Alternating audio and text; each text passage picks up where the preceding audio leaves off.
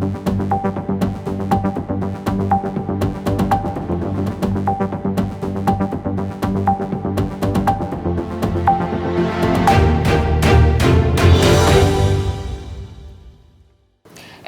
का इल्जाम और जमात इस्लामी की सफाइयां। सिंध में अपोजिशन हुकूमत का साथ दे रही है या अवाम को धोखा। मैं हूं डॉक्टर सना गौरी और आप देख रहे हैं व्यूज ऑन द न्यूज।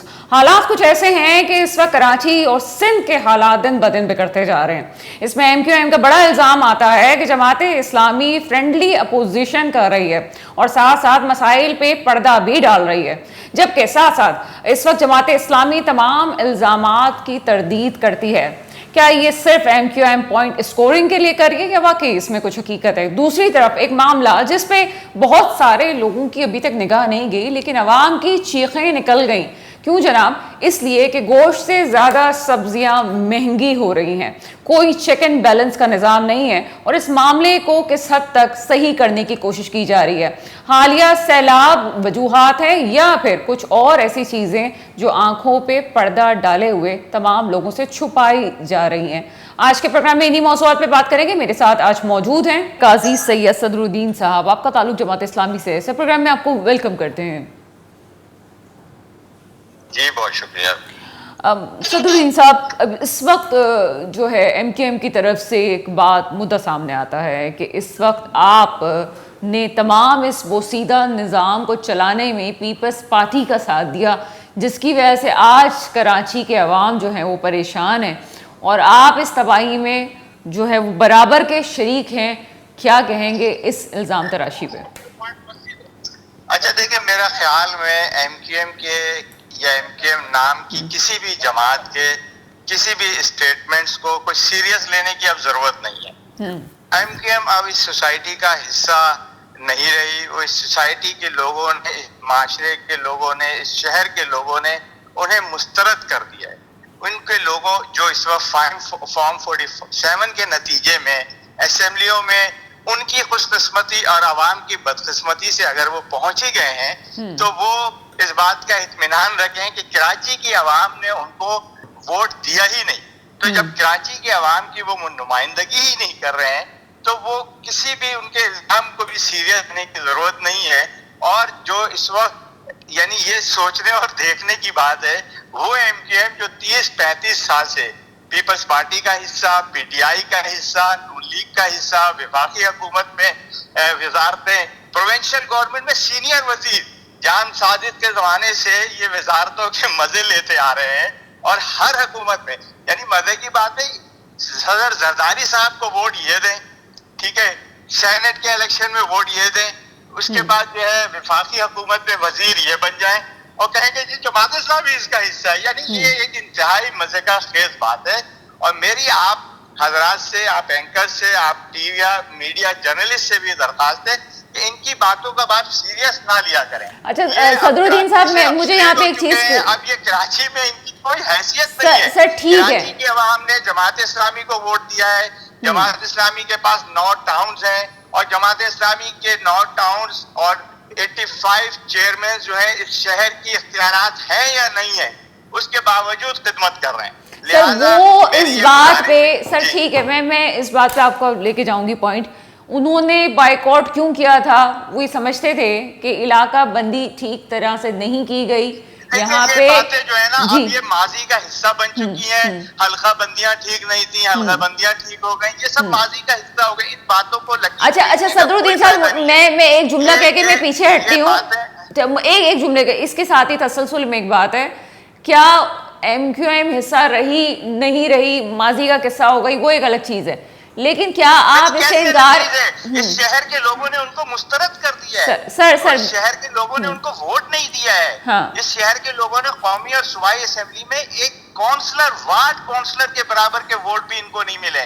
और ये फॉर्म 47 के नतीजे में अगर ये हुकूमत में आ गए हैं तो इनकी ये खुशकिस्मती है और आवाम की ये बदकिस्मती है कि आवाम के वो जेन्युइन नुमाइंदे जिनको लोगों ने वोट दिया और वो हुकूमतों से साजबाज करके एस्टेब्लिशमेंट के जूते चाट के आज ये अगर इस जगह पे पहुंच गए तो कुछ करने की, मुझे बताया ना प्रोविंशियल असेंबली में ये बैठे हुए, ये जो कराची के 337 अरब रुपए यहाँ से चले गए, اس کے لیے اس کو یہ آواز نہیں اٹھائیں گے, اس کے لیے یہ بات نہیں کریں گے, کراچی کے نوجوانوں کی تعلیم کے لیے بات نہیں کریں گے, ان کو سر مجھے ایک ٹیکنیکل بات کا جواب دے دیں, میں آپ کی بات سن رہی ہوں, یہ الزام برائے الزام ہو رہا ہے, میں یہ کہنا چاہ رہی ہوں کہ ابھی بلدیاتی سسٹم میں تو ایم کیو ایم کہیں نہیں ہے نا. اگر کراچی والا سوال اٹھائے گا, سر ایک منٹ, سر ایک منٹ, سر میری بات کمپلیٹ ہونے دیں. مجھے یہ بتائیے کہ اگر بلدیاتی سسٹم میں کوئی پرابلم ہے, کراچی والے کو کوئی ایشو ہے, تو یا تو وہ جماعت اسلامی کی طرف دیکھے گا یا پیپلز پارٹی کی طرف دیکھے گا,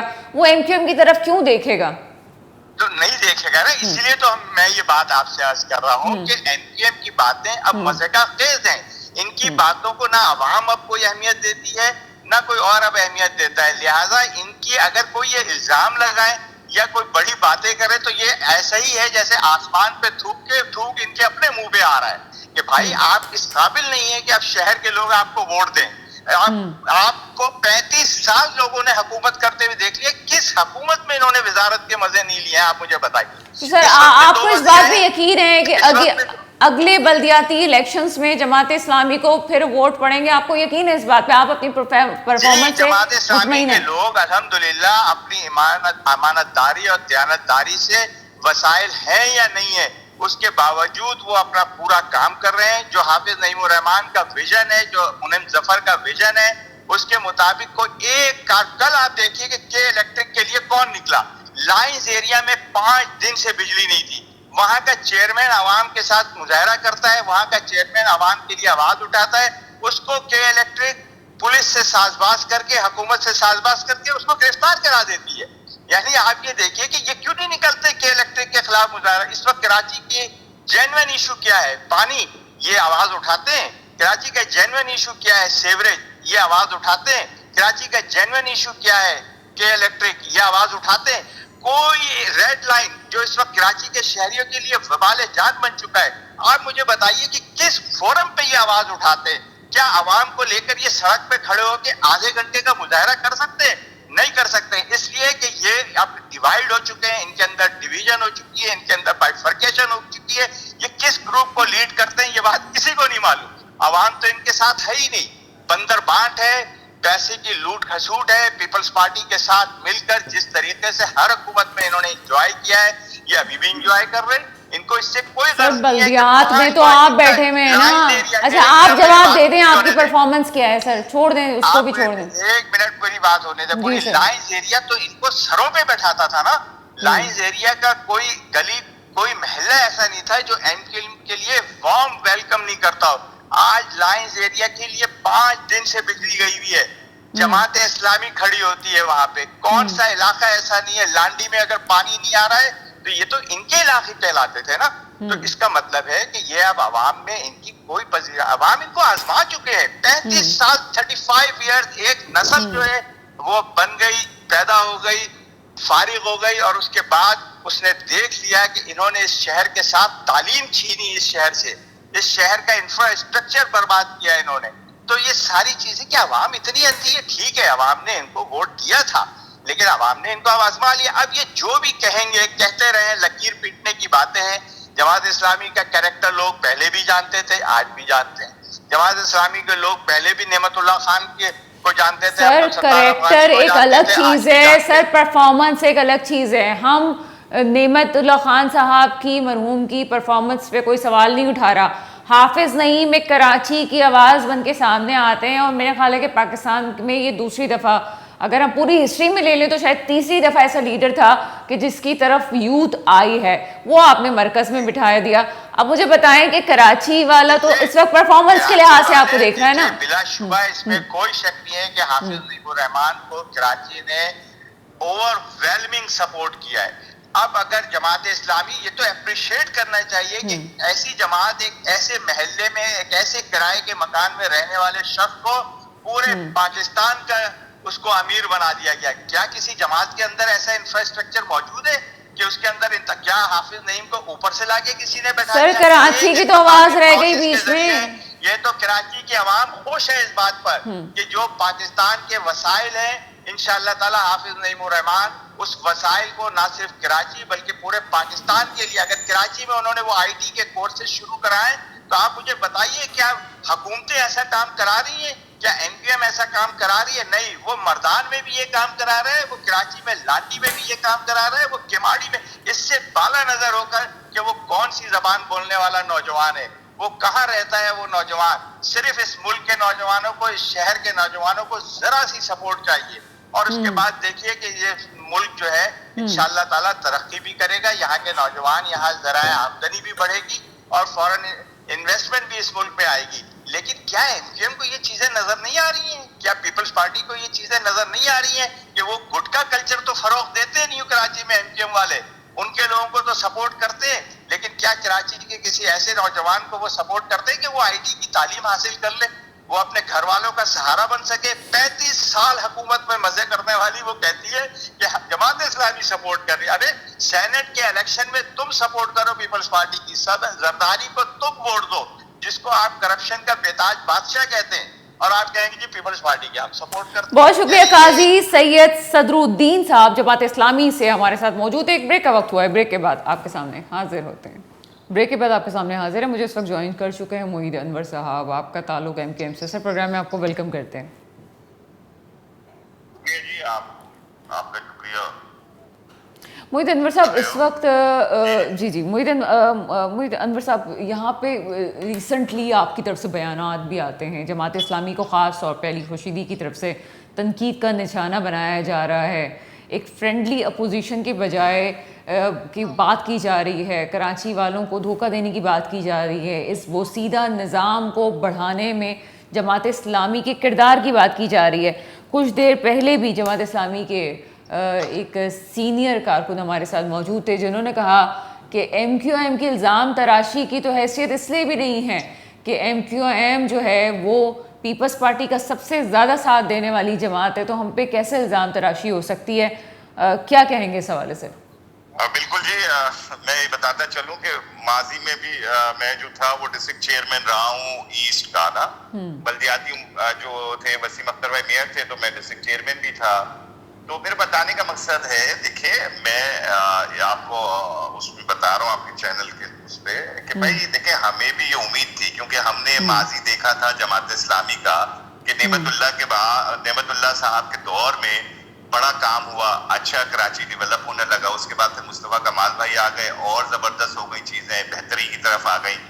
ہمارا دور آیا، اس دور میں بھی تھوڑی بہت چیزیں جو تھی ہم نے بہتر کرنے کی کوشش کی، پر دیکھیں نا اتنی ورس کنڈیشن کبھی نہیں تھی کراچی شہر کی. کتنے ان کے ٹاؤن ناظم ہیں، میں خود گلشن اقبال میں رہتا ہوں، میرے گلشن اقبال کے جو پرانے رہائشی ہیں ان سے اٹھا کر پوچھے کہ کبھی گلشن اقبال کا اتنا برا شر ہوا ہے؟ کبھی نہیں ہوا جی. بجٹ ہمارے دور میں بھی نہیں تھا. ہم بھی اپنا جو ہمارے پاس پیسے آتے تھے وہ ہم روڈ کٹنگ کی، ایڈورٹائزمنٹ کے جو بھی پیسے آتے تھے اس میں ہم کم از کم پیچ ورک کراتے تھے. آج اتنی لاوارسی ہو گئی ہے کہ اس شہر کو کوئی پوچھنے والا نہیں. اچھا اور کیوں نہ بولے ہم ان کو جی جماعت اسلامی، تو میں سمجھتا ہوں پیپلز پارٹی کی خود یہ بھی ٹیم ہے، یہ ہمیں کہہ رہے ہیں یہ خود بھی ٹیم ہے جو کراچی کا شہر کا اشر پیپلز پارٹی کر رہی ہے، پورے سندھ کو تباہ کر رہی ہے. اسی طریقے سے اس نے کہا کہ کراچی کو بھی اسی طریقے سے تباہ کرو، اور کراچی کو اس میں تباہ کرنے کے اندر ان کا بھی پورا ہاتھ ہے. یہ چھوڑ دینا، ریزائن کر دینا. ہمیں کہتے تھے ریزائن کر دو، آج یہ ریزائن کر دیں جب شہر کا اتنا برا اشر ہو رہا ہے، ساری چیزیں تباہ و برباد ہو رہی ہیں. گٹر پہ جو ڈھکنے رکھنے تک کی ان لوگوں کی وہ حیثیت نہیں ہے، تو بھائی چھوڑ دیں. ان کے بعد اختیار نہیں ہے تو یہ کیوں لگے ہوئے؟ اچھا آپ چونکہ اسی سسٹم سے آگے ہیں محید انور صاحب، تو مجھے یہ بتائیں کہ ٹیکنیکلی اگر میں کہوں کہ ہم چلیں جماعت اسلامی کو قصور ٹھہراتے ہیں، تو آپ سمجھتے ہیں کہ ٹیکنیکلی ان کے پاس وسائل موجود ہیں، انف پیسہ موجود ہے کہ وہ سرمایہ کے ساتھ ہی تمام کام کر سکتے ہیں، اختیارات موجود ہیں؟ لیکن میں بھی 2015 سے لے کر 2020 تک ڈسٹرکٹ چیئرمین رہا، 16 سے لے کر 20 تک رہا، 4 سال. اس زمانے میں جواب دے ہوں نا. آج اگر اس حوالے سے کوئی سوال اٹھایا جاتا ہے میں اس کا جواب دے ہوں. تو بھائی آج تمہارے پاس ٹاؤن ناظم ہے، تمہارے پاس یو سی چیئرمین ہے، یو سی کے کونسلر ہیں، تو آپ بھی کے ایم سی میں بیٹھے ہوئے لوگ، تو آپ کریں نا اس مسئلے کو حل. آپ کے ایم سی کا جو اجلاس ہوتا ہے، میئر صاحب کا جو اجلاس ہوتا ہے، اس میں ہوتے ہیں نا جماعت اسلامی والے، کریں نا، آواز اٹھائیں نا، پریس کانفرنس کریں نا ہر اجلاس میں पीपल्स पार्टी के खिलाफ कोई आवाज नहीं है, कोई कुछ नहीं है। जहां सर तक सर अभी 10 मिनट पहले जमात होंगे हम उसी से सवाल करेंगे ना। आज सर अभी 10 मिनट पहले हमने बात काजी आपके पास इख्तियारात है तो आप हमसे वो कर रही है ना क्वेश्चन भाई, तो ऐसी इनके पास सारी जिम्मेदारी है, इनके पास सारे इख्तियारात हैं, इनके पास फाइनेंस पावर्स हैं, तो भाई ये यूटिलाइज करें ना। क्यों यूटिलाइज नहीं कर रहे? क्या आखिरी 6 महीने के लिए सारे पैसे बचा कर रखे हुए? अभी रोड कटिंग के मद में, सुई गैस की रोड कटिंग के मद में पूछे ना इनसे कितने अरब मिले इन लोगों को।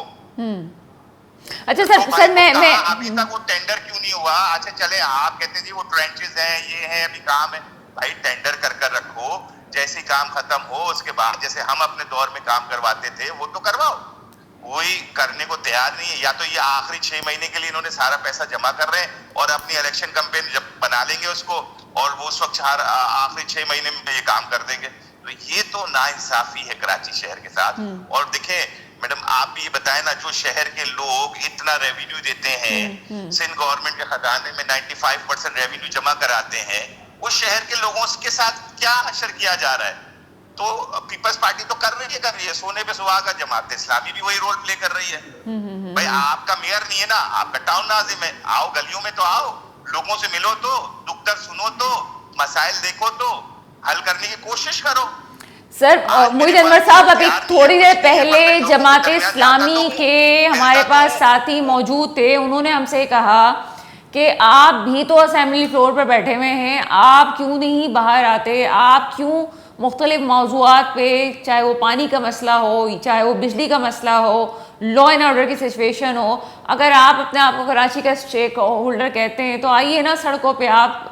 वो उनका ये कहना था बकौल उनके। जी जी जी मतलब हम आते रहे और ये मीठा मीठा खाते रहे, कड़वा कड़वा थू करते रहे और मीठा मीठा हप करते रहे, तो ये अब तमाशा नहीं चलेगा। अब आवाम ही इनसे पूछेगी और आवाम ही इनसे काम लेकर भी दिखाएगी। सिर्फ एमक्यूएम ही कराची के अंदर नहीं है और दूसरी सियासी पार्टी में कराची के लिए, सिंध के लिए जब भी आवाज उठाइए और खास तौर पे कराची के मसाइल, चाहे वो मर्दमशुमारी के हो, चाहे वो बल्दियाती सिस्टम के हो, चाहे जिस हवाले से, तो एमक्यूएम ही आइए बाहर। हमेशा एमक्यूएम ने अपने कारकुनान शहीद कराए इस शहर के लिए, इस मुल्क के लिए।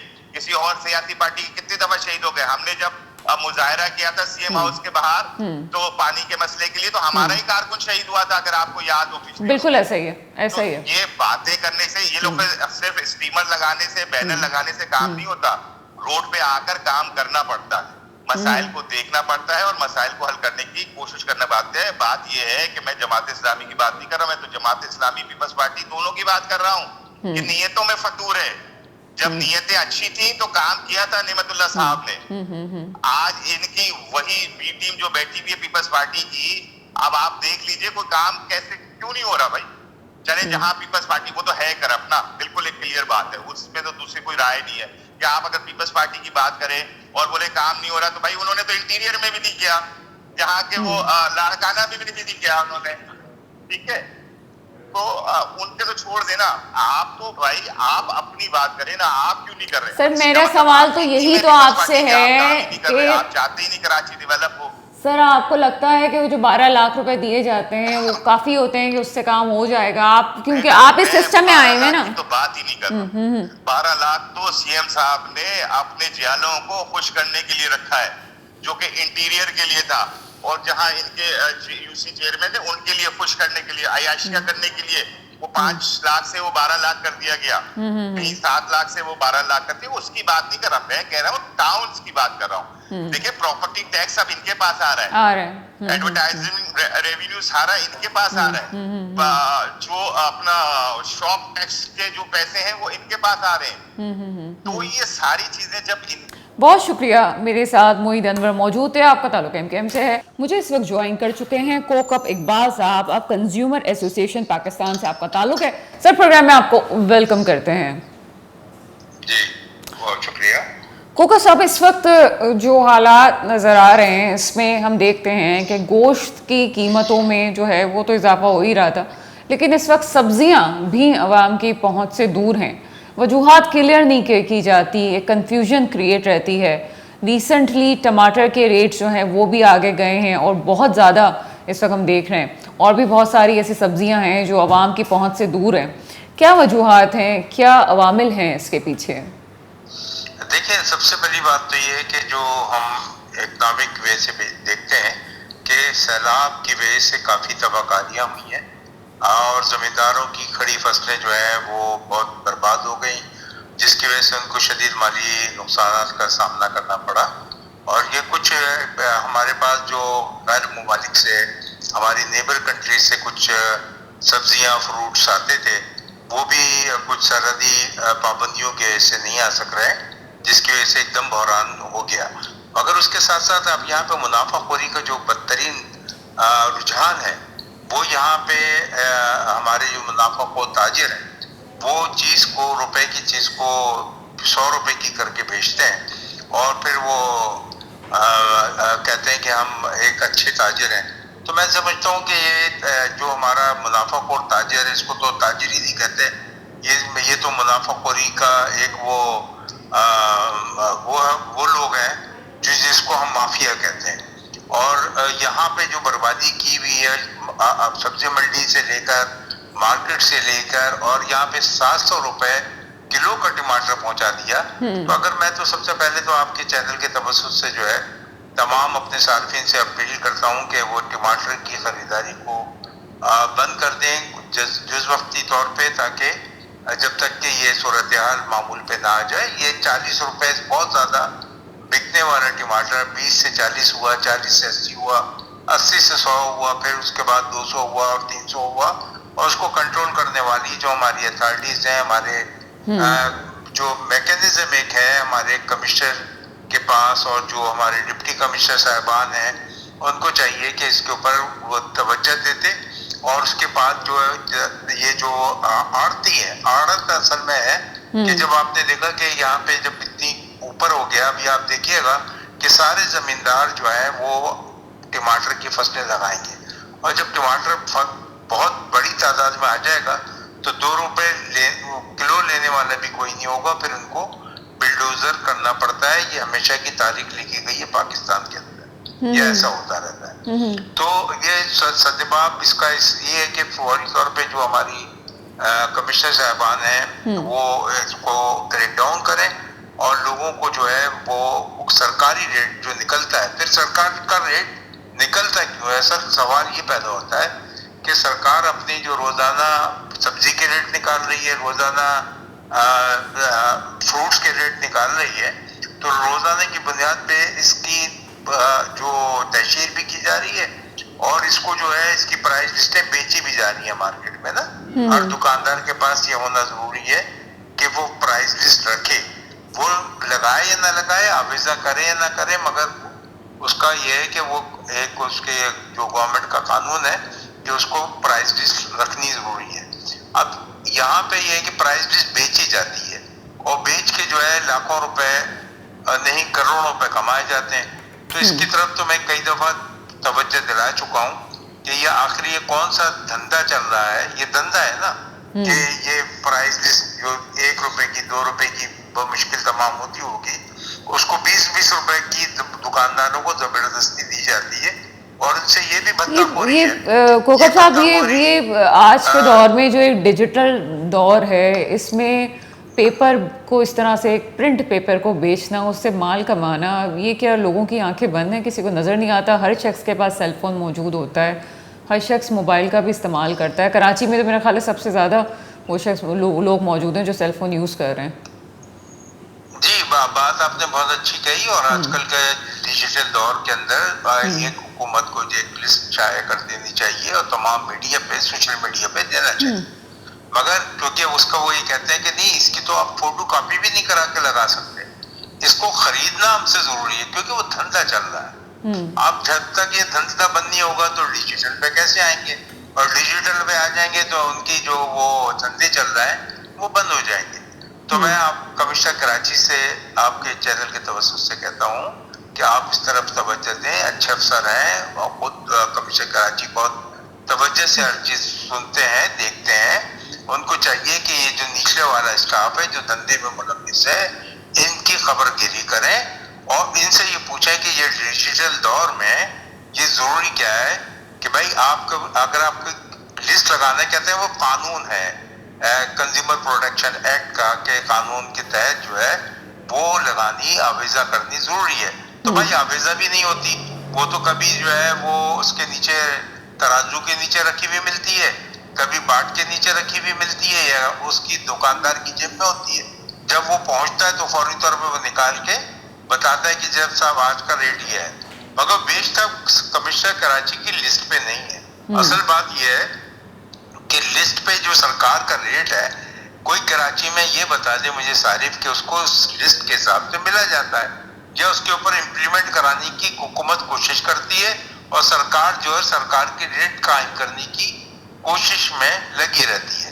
ایسا نہیں ہوتا نظر آتا, جس کی وجہ سے ہمارا صارف جو ہے مہنگی ترین اشیاء خریدنے پہ مجبور ہوتا ہے. اچھا, ایک اور چیز میں آپ سے پوچھنا چاہوں گی کہ اویئرنیس کے لیے بھی کہ کنزیومرز کے کیا رائٹ ہیں, اور اگر فوری طور پہ وہ اگر کمپلین کرنا چاہے اور بات کرنا چاہے کہ جناب اپنی باتوں کو آگے لے کے جانا چاہے, کیا اس کے پاس ذرائع ہیں, کون سے ڈورز اس کے لیے کھلے ہوئے ہیں کہ وہ اپنی بات کو آگے لائے یا کسی کی کمپلین کر سکے؟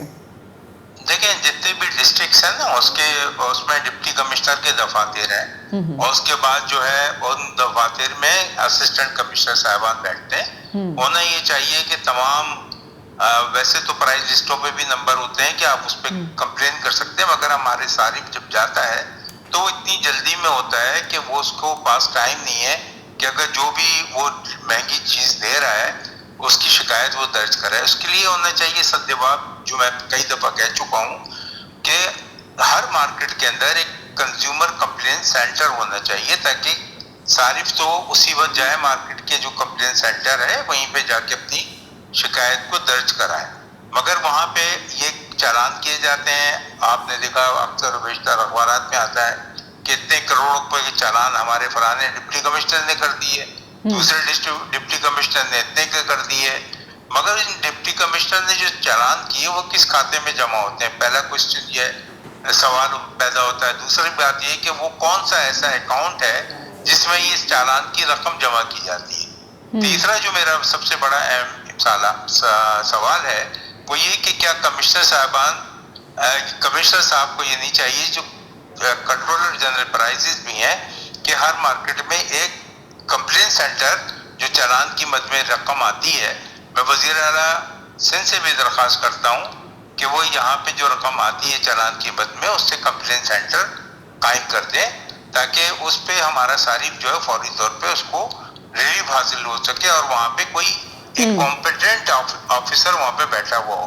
ہو سکتا ہے نا اسسٹنٹ کمشنر بیٹھ سکتا ہو, تو اچھا ابھی کوکا صاحب یہ جو ابھی چلتے ہیں وہ بھی ہو سکتے ہیں, رمضان المبارک گئے ہمارے, ہو سکتا ہے تو ہم اپنے نمائندے بٹھانے کے لیے تیار ہیں.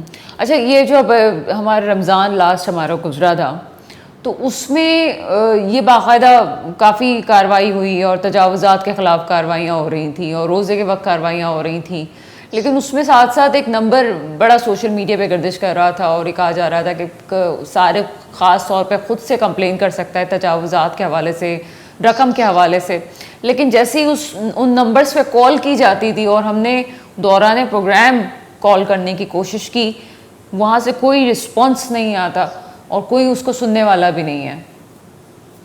دیکھیں بات بالکل آپ صحیح کہہ رہی ہیں, اور یہ میں اس کو انڈورس کرتا ہوں کہ ایسی بات ہے کہ جو نمبر دیے جاتے ہیں, بلکہ میں نے ایک نمبر کمشنر آفس کا ہی تھا اور اس کو کمپلین کی کہ جناب یہ جو نمبر دیا گیا ہے یہ تو اٹینڈ ہی نہیں ہوتا بلکہ یہ تو بند ہی پڑا ہوا ہے, اور جب بھی وہ ایسا آتا ہے کہ جی وہ یہ بند پڑا ہوا ہے یا استعمال میں نہیں ہے.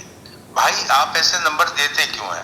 دوسری بات یہ کہ اگر آپ نے کوئی کمپلین کرنا چاہتا ہے تجاوزات کے خلاف تو اس کے اوپر ایکشن کیوں نہیں ہوتا؟ ڈپٹی کمشنر سے بات کرو تو کہتے ہیں KMC کا ہے, KMC والا کہتا ہے کہ ڈپٹی کمشنر کی ثوابدات ہے. یہاں پہ تو اصل میں کچھ دن کے لیے جو کارروائی ہوتی ہے وہ کارروائی اپنے لیے کی جاتی ہے, یعنی وہ جب ہٹائیں گے تو اس کا ریٹ بڑھا دیں گے, جب دوبارہ لگائیں گے اس کا ریٹ اور مزید بڑھ جائے گا. تو ریٹوں میں فرق ڈالنے کے لیے جو جہاں پہ تجاوزات ہوتی ہیں ان سے باقاعدہ بھتہ گیری وصول کی جاتی ہے. کسی کی مجال نہیں ہے کہ روڈ پہ ایک ایسا کرتے ہیں کہ آپ کے ساتھ ایک پروگرام کر لیں, اور بلکہ آپ خود کر کے دیکھ لیں کہ روڈ پہ جا کے ذرا ایک ٹھیلا لگا کے کسی کو کہیں اپنے جو ایسے اسٹاف ہو کہ بھائی جا کے ذرا ٹھیلر تو لگا کے دکھا, فوری طور پہ پولیس موبائل بھی آ جائے گی, فوری طور پہ ڈپٹی کمشنر کی گاڑی بھی آ جائے گی اور وہ اس کو اٹھا کے بھی لے جائیں گے. تو یہ سب جو ہے وہ ملی بھگت سے لگائے جاتے ہیں. جو آپ نے دیکھا کہ اب تو چائے کے ڈھابے جو ہیں انہوں نے اتنی روڈیں گھیر رکھی ہیں کہ ٹرک. بہت شکریہ. کوکب اقبال صاحب ہمارے ساتھ موجود تھے. پروگرام ایک چھوٹے سے بریک کا وقت ہوا ہے, بریک کے بعد آپ کے سامنے حاضر ہوتے ہیں. بریک کے بعد آپ کے سامنے حاضر ہیں. مجھے اس وقت جوائن کر چکے ہیں اقبال اڈوانی صاحب. آپ تجزیہ کار ہیں سر, پروگرام میں آپ کو ویلکم کرتے ہیں. Thank you. اقبال اڈوانی صاحب, اس وقت جو حالات ہیں, خاص طور پہ اگر میں کراچی کی بات کروں, کراچی ایک دکھتی رگ ہے ہماری کہ جس پہ معاملہ حل نہیں ہو رہا. ریسنٹلی ایم کیو ایم الزام لگاتی ہے جماعت اسلامی پہ کہ جماعت اسلامی بڑی فرینڈلی اپوزیشن کر رہی ہے اور اس فرسودہ نظام کا ساتھ دینے میں, اس کو بڑھاوا دینے میں جماعت اسلامی کا کردار ہے, جس کی وجہ سے آج کراچی کے یہ حالات ہیں.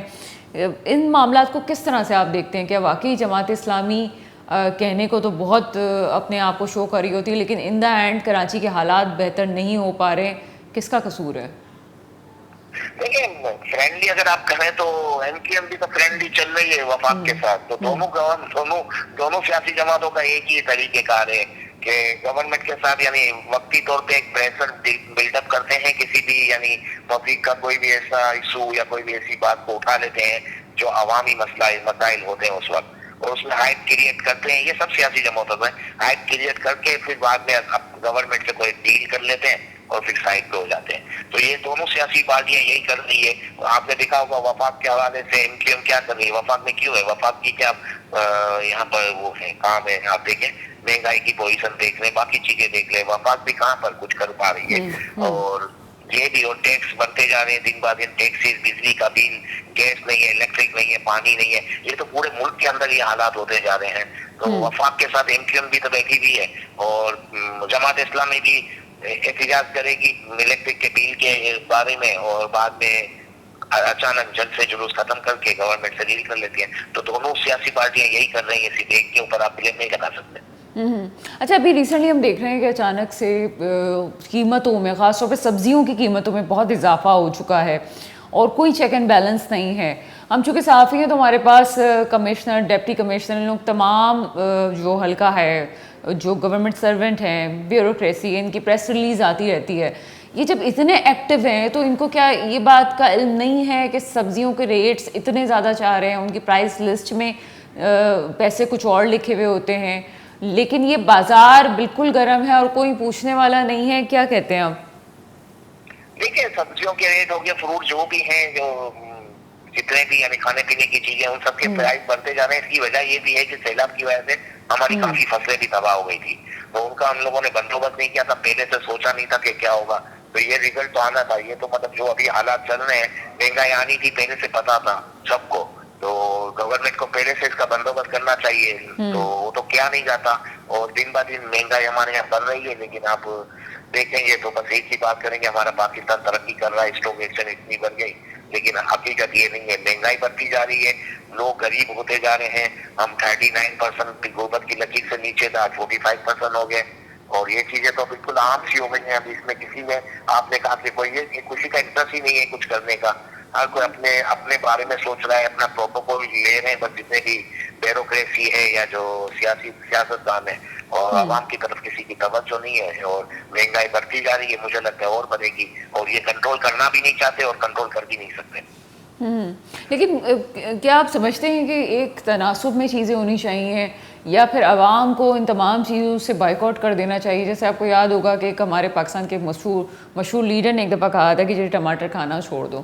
تو اس وقت کیا صرف یہی حل ہے کہ اس سبزی کو جس کو آرٹیفیشلی بڑھایا جا رہا ہے اس کی قیمت کو, ضروری ہے کہ اس کو کنزیوم کیا جائے, اور عوام جو اس وقت چیخ رہے ہیں کہ جناب ہم اس چیز کو نہیں کنزیوم. بیسک نیڈ کی آئٹموں کا بائیکاٹ عوام کیسے کر سکتی ہے؟ مطلب یہ تو کوئی پاسبل ہی نہیں ہے نا. سبزیوں کا بائیکاٹ کس طرح کیا جا سکتا ہے؟ انسان, یہ تو بالکل ایسی بیسک نیڈ ہے, اس کے بغیر تو انسان جی ہی نہیں سکتا.